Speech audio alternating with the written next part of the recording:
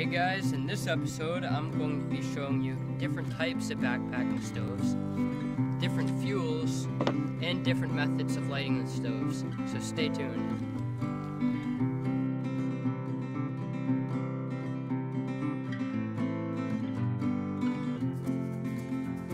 In the first part of this video I'm going to be talking about stoves, and I've got a few types of stoves here that I'm going to show you, but when you're looking to buy a stove, there's a few things you need to consider. First is how much money do you have to spend on your stove.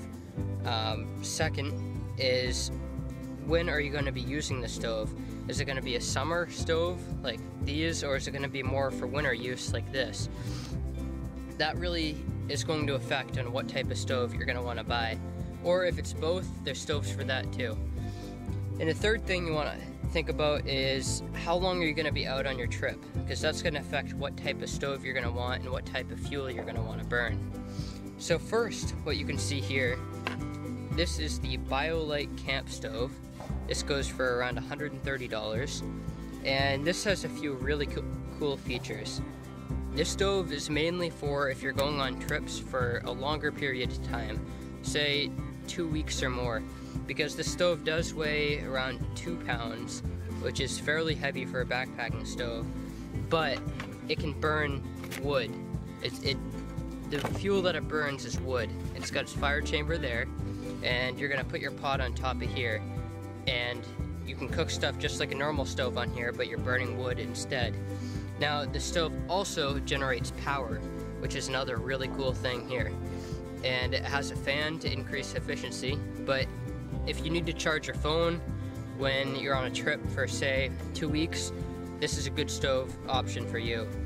And again, this does weigh around 2 pounds, but it will work in any temperature because it is fire, and it will work in any temperature, really any conditions. The only thing that you have to consider when using this stove is where you're camping and if there's going to be dry wood around, which that may be an issue, but generally once you get this going, it can burn wet wood also.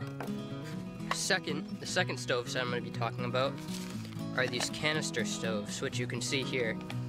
Now, these are very basic stoves. You see these a lot in your normal like Walmart stores, things like that. And these stoves basically just screw onto the top of your canister, like you'd see here. They just screw it on like that. They're very good stoves for the spring, summer, and fall. Not so much for winter if you live in a very cold climate. These stoves, they've got adjustable fuel there, and they can hold a pretty big pot. They only weigh about 3 ounces, so they're really light and good for a week or 2 long trip. This is the MSR Pocket Rocket, which I picked up for around $40. And this stove right here is just a cheap stove that I found on Amazon, and it is only $3 or $4, I believe. And it took about a month to ship here, but really for the price, it's a pretty good stove. I've used this quite a bit. It hasn't broke on me yet. And I mean, it works. It's lightweight. I don't know the weight on it. I haven't weighed it yet, but it's a pretty nice stove for $3. The next type of stove that I'm going to go into here is the MSR Windpro 2 stove. Now, this is also a canister stove that you can see here,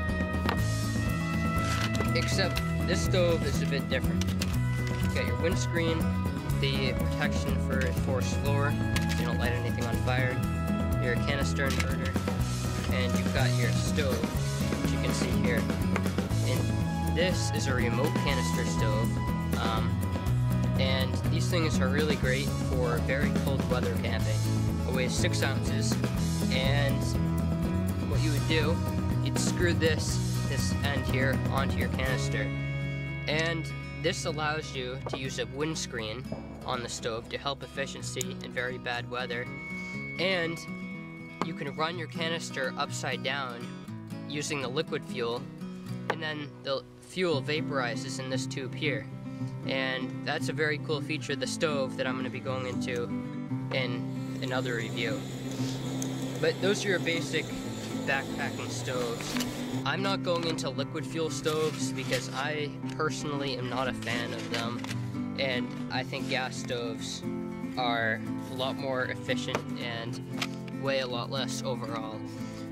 Now, these two here, as you can see, are gas, and this one is wood or alternative fuel. So now we're going to go into the different types of fuel. So essentially what you have here, this wood is for the BioLite Campstove, and then you've got gas for your canister stoves and the MSR Windpro 2 remote canister stove. And although they may say all blended fuel or something like that, all fuels are not equal. And as you can see here, you've got this Coleman fuel, which is the same price as this MSR fuel, which you can see here. And these fuels are blended with isobutane and propane, and that helps with their efficiency in cold weather. Now, if you have straight up propane in one of these, it will explode because these canisters are lightweight and cannot contain that. But essentially, the best fuel that I have found for these stoves is these MSR fuel canisters here, which is 80% isobutane, 20% propane, and that's the highest fuel levels of propane that I have found, and that's what you want. And these stoves here, well, these fuel canisters here are okay for summer camping and all that, but these are really what you want to go with for winter or cold weather camping. Your efficiency will be a whole lot better. Now let's go into different methods for lighting your stove. So essentially these stoves, they light very easily. All the gas stoves, they'll light very easily. You can light them with a spark, you can light them with lighters. I mean, it doesn't really matter. MSR sells this thing here, which you basically just put this in your gas and you press it. It's a piezo electric ignition system. Just press it. It's like what's on your grill, and those work fine. Hey guys, I just want to say thanks for watching, and this is part 1. So there will be more videos coming out about these stoves, going in depth into each one and comparing fuels in different temperatures. So guys, thanks for watching again, and please subscribe for more.